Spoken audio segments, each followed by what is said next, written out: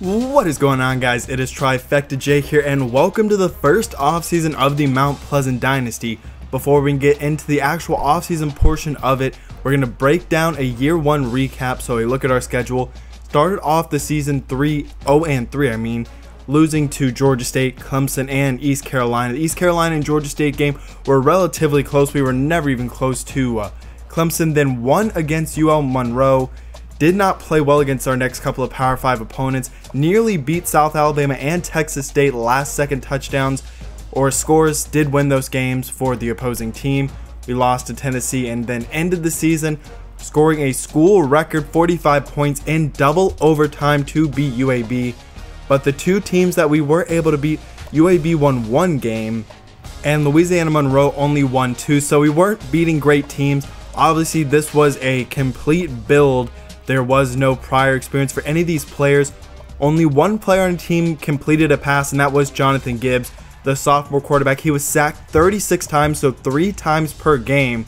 He was under constant pressure. Our running backs, Elton Huff, 825 yards, Booker Collier, nearly 300 yards, and 5 touchdowns on the ground for Jonathan Gibbs. However, Gibbs did fumble the ball 6 times. Allen Harrison, definitely the standout at receiver with over 600 receiving yards. Only 1 touchdown though. The lead on the team goes to Gerard Buchanan. Most drops are Allen Harrison and Renata McCall. But our offense, it was effective when they played basically bad defenses. When they faced any sort of defense that had talent, we were basically shut down. Our defense for the entire year was taken advantage of. We had the worst overall scoring defense and total yards, I do believe, in the country per game. So that is not something you want to see. They have definitely got to improve in year 2. Actually, a lot of them do graduate. Our defensive ends both graduate. One of our defensive tackles, both of our right outside linebackers, and both of our nickel and dime corners all graduate. So there will be some fresh faces, but also some key contributors do return. Both of our safeties, a good bit of our linebacking core, and our top defensive tackle, along with our number 2 and 1 corner. The Heisman does go to Malik Zaire, who throws for around 2,600 yards, had 29 touchdowns, and around 700 yards rushing. A look at the Bulls. You can see Louisville was victorious. Georgia Tech takes on South Carolina and wins. And in the BCS Bowls, Iowa defeating Notre Dame in the Rose Bowl. Fiesta Bowl is a win in dominant fashion for Oklahoma. And your national champion is UCLA taking down Tennessee. Now a look at the All-Americans. No Mount Pleasant players like I was expecting on first or second team All-American. I was sort of hoping we might have one make the All-Freshman team, but still none made it there. And so no All-Americans at all for Mount Pleasant. A look at the awards. Christian McCaffrey wins the Walter Camp. Nagurski goes to an Arizona State player. O'Brien to Josh Rosen. Bolitnikoff goes to Richie James. And then your top tight end is Evan Ingram. Thorpe goes to Arian Springs, and best returner goes to Jalen McCleskey. A final look at the top 10. UCLA is number 1. Iowa ends up finishing number 2 with Miami, Tennessee, and Ole Miss rounding out the top 5. Arkansas State finishes 15th at 10-3. Then you have Clemson at number 17, and Alabama loses their bowl game and finishes 25th overall. Now a look at the team stats. We had one of the worst offenses in the country, around middle of the pack in passing, but our rushing was one of the absolute worst. You can see bottom 10%, I would say. Did throw for some of the least amount of passing touchdowns, but actually scored some of the most rushing touchdowns, and were sacked towards the top of the country for the most, and then not a lot of first downs for this team. So a look at the defense. South Carolina ends up with the best overall defense. We had the second worst passing defense, and one of the worst rushing defenses as well, and give up by far the most points by around 49, and then had the least amount of sacks, some of the least amount of fumble recoveries. Did actually finish around middle of the pack in interceptions, which was at least nice. And then third down conversions, we finished actually towards the top with 52%, but we were very effective on that, but just as a team we're not that effective. Now moving into the actual offseason, you can see 2-10. Targeting 5 wins for next year in the years moving forward on our contract. The coaching changes. DJ Durkin gets fired at Maryland. The whole Rutgers coaching staff does get fired, same with Kansas. And then you have a new defensive coordinator at Texas Tech in the American. A few coaches leave to a variety of schools.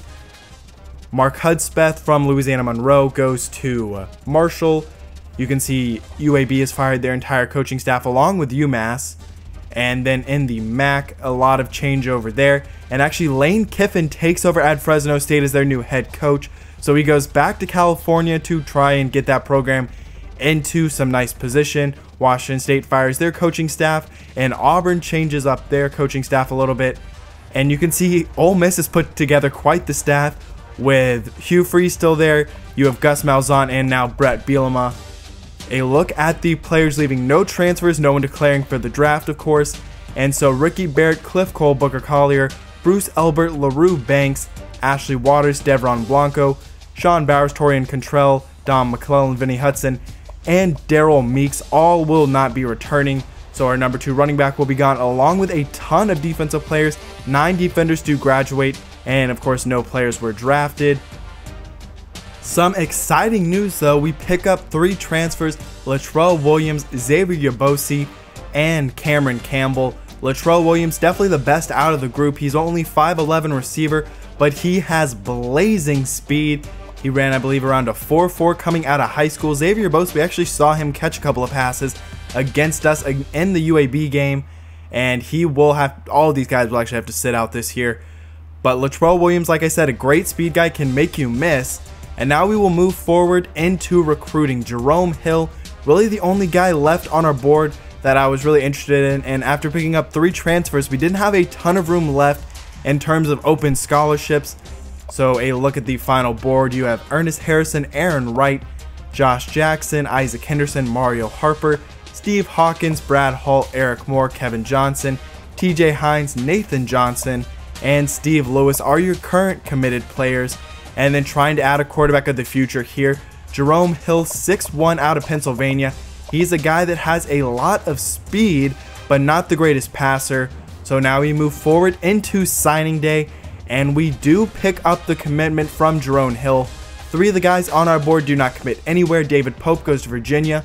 Marcus White actually goes to Alabama. And you have Scott Bonds to Colorado. Rob Callahan, a very talented outside linebacker, will be going to ECU. Georgia State picks up a talented guard. Missouri, a nice defensive tackle. And we end it with the 123rd ranked class, 13 players. But I feel like you do sort of have to consider the 3 transfers we picked up, who are all really talented guys. A final look: you can see 2 1-stars, 3 2-stars, and 8 3-stars. Arizona, UAB, and UTSA all finished with worse class than us. We didn't have a ton of spots left to really add players on the team. We still had a ton of returning people and not a ton of graduates, so it was hard to add a lot of players. However, Alabama does end up with your number 1 recruiting class. Vanderbilt picks up 2 5-star commits, which was a little surprising to see, along with Boston College getting one of them. The top player in the country, Seth Bryant, will be going to Auburn. You have a nice athlete going to Stanford. And then the second of the 2 athletes, Ryan Jenkins, goes to Vandy. South Carolina and Marshall actually pick up 2 of their own. And then a pocket passer goes to Baylor. A look at the state of South Carolina: a lot of talented players on this list. A few of them aren't actually going anywhere. We end up with Kevin Johnson and Isaac Henderson in terms of the top rated players. A look at the commits and where they rank in the entire class: so you have 3 players sub 1,000, and the rest of them are all 1,000, a couple in the 2,000, but I don't think if any of them are actually bad at all. They're just sort of gem type players. One move we will be making is Gerard Buchanan. He's not going to get a ton of playing time at receiver, so we're going to actually move him to tight end. He showed throughout the entire year he was a great run blocker, and that's a nice receiving threat, especially after missing out on Marcus Mason, the tight end who went to TCU. Khalif Keenan gets moved to strong safety, with Kavika Watts moving to free safety. And then one final player will be moved. You can see Kavika Watts going to free safety there. And the final guy is Ernest Harrison. He was listed as a 70 overall, but at strong safety, he's actually a 79. So he is an absolute gem and one of the best players on our team. So before training results, actually 4 of our top 10 players were all new guys. And we have our first couple of 80 overalls. A look at the quarterbacks: Jonathan Gibbs now has 80 throw power and 80 throw accuracy. Greg Espinoza has a good arm, just much more of a pocket passer. Running backs: Eldon Huff gets a nice +5 boost. He is more elusive now and can make you miss, along with Mike Meadows, who did redshirt last year.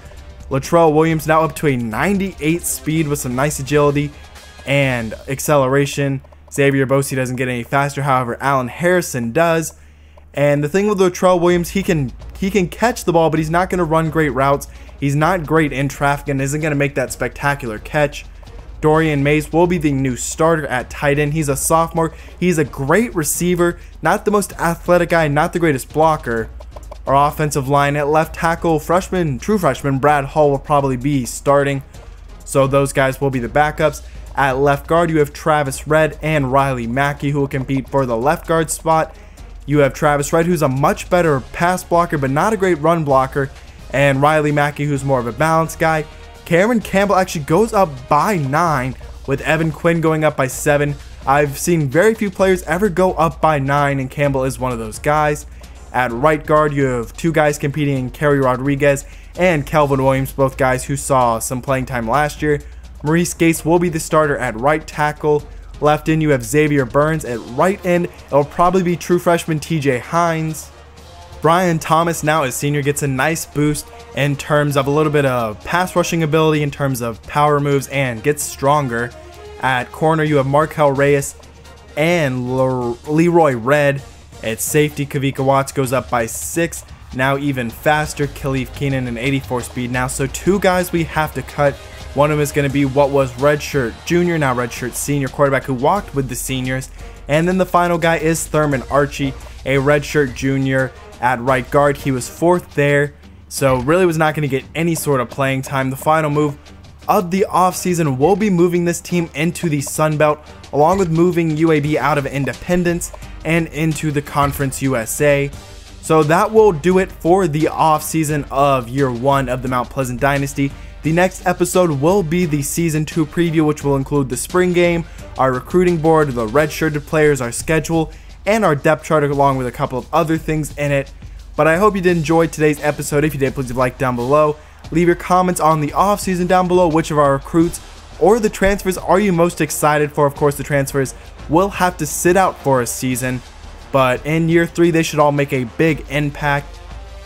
But I will see you in the next couple of days for the Season 2 preview, 'cause I'm out.